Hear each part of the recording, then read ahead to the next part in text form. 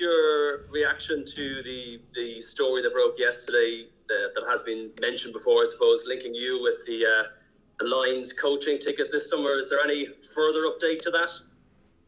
No, there isn't. I'm as updated as you are on all the different parts of the different ramifications that are being bounced about from day to day. So no, there's nothing that I know that's going on at this moment in time that gives any clarity on the situation whatsoever.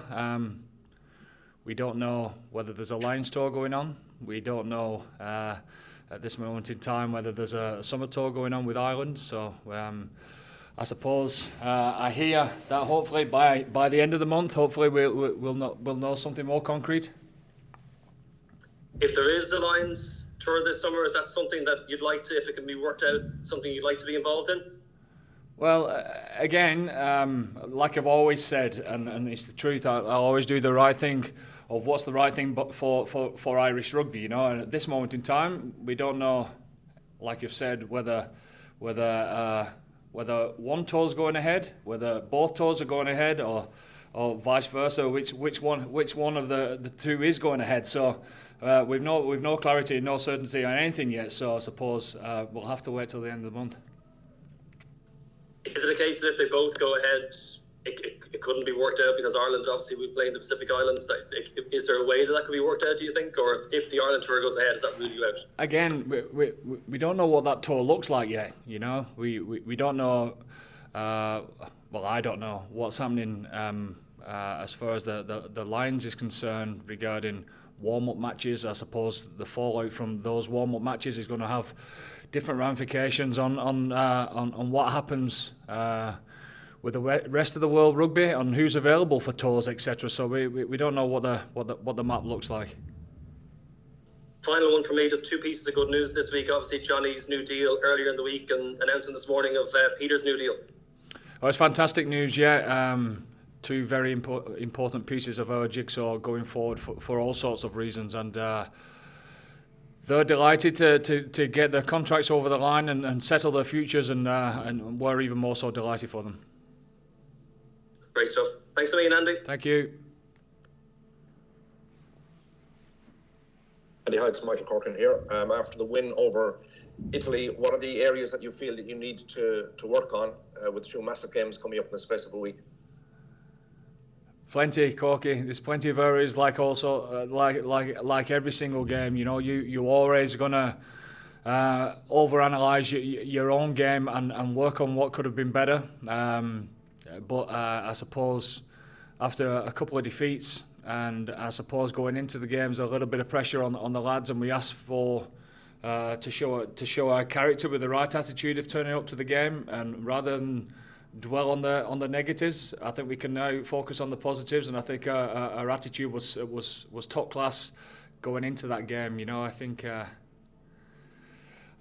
like was mentioned during the week, I think it was Jerry that mentioned it, that you know, you're on a high into nothing, and I suppose that's how it's seen from the outside, but we would judge ourselves by our own attitude and our own application and how we attack the game. And as I said last week as well, I've been involved with many teams that's nearly slipped up against Italy before, and obviously history shows that teams have slipped up against Italy before because of the wrong attitude, I would have thought, or the sloppiness in how they play, and I thought we got that spot on, especially in the first half. And the next two games that are coming up, are they effectively going to define your Six Nations Championship campaign? Well, yeah, I mean, the two massive games for us. I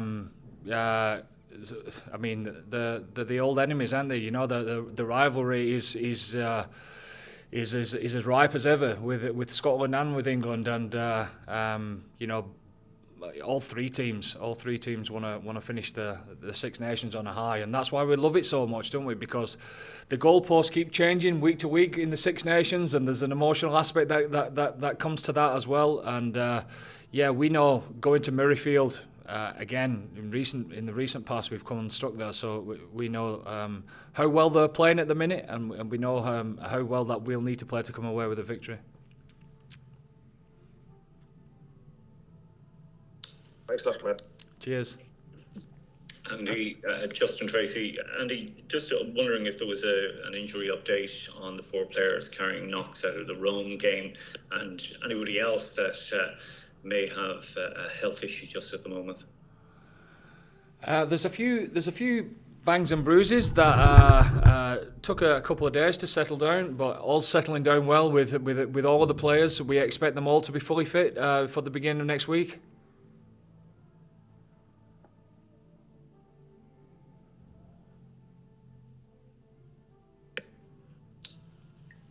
Hi Andy, how's it going? Good, thanks. Just wondering, because the squad and management and everyone involved there has been asked to make a lot of sacrifices about COVID regulations.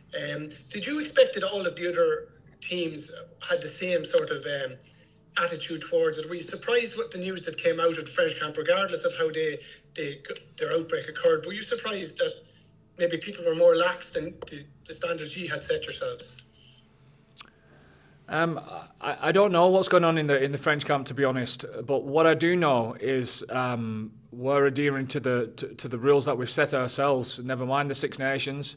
But having said all that, it really doesn't matter how willing a group is to try and do the right thing as far as this disease is concerned. It's you're in the lap of the gods sometimes. You know, one guy could be. For no fault of his own, could spread the disease around the camp, and we probably never know where he's got it from through no fault of his own. This guy could be the most diligent guy within the group as far as adhering to the protocols. So I wouldn't like to comment on anyone else's camp. Because I know that from our point of view that everyone's trying the best, and as I said, there's people that's in charge of COVID management, etc. And they're doing a sterling job. But these things can't be helped along the way, and that's why I wouldn't like to comment on it really. Very good. Can I just ask you, I remember last year you had mentioned a couple of times that you were still in touch with Joe Smith. You were getting some feedback off him. Do you still chat to Joe regularly, or is there somebody else now who's closer to home that you're getting some feedback off, who's not necessarily in the camp?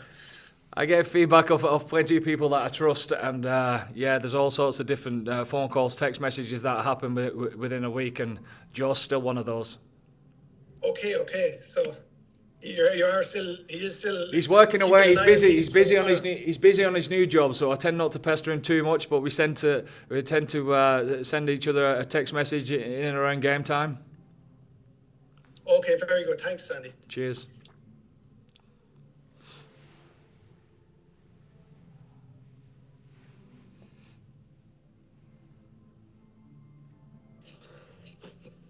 Okay, folks, anything further there for Andy in the live section? Andy, hi, it's Matt with BBC here. Just wondering how pleased you were to see Stockdale return to action for Ulster on Friday, and whether he might be in contention to link up with the squad for the last 2 games. Yeah, it's great to see him back. I know that speaking to him at the start of the competition, he was very frustrated with how slow the injury was coming on. I know how diligent he's been working with the medics up there at Ulster, so he's done great to get back on the field and put himself back into contention. He got a chunk of the game there last weekend, and hopefully he'll get more of more game time this weekend against a very good Leinster side. So we'll see how Jacob shapes up and what the rest of the squad looks like on the back of that. The Guinness Six Nations Championship, live on Virgin Media 1 and Virgin Media Player.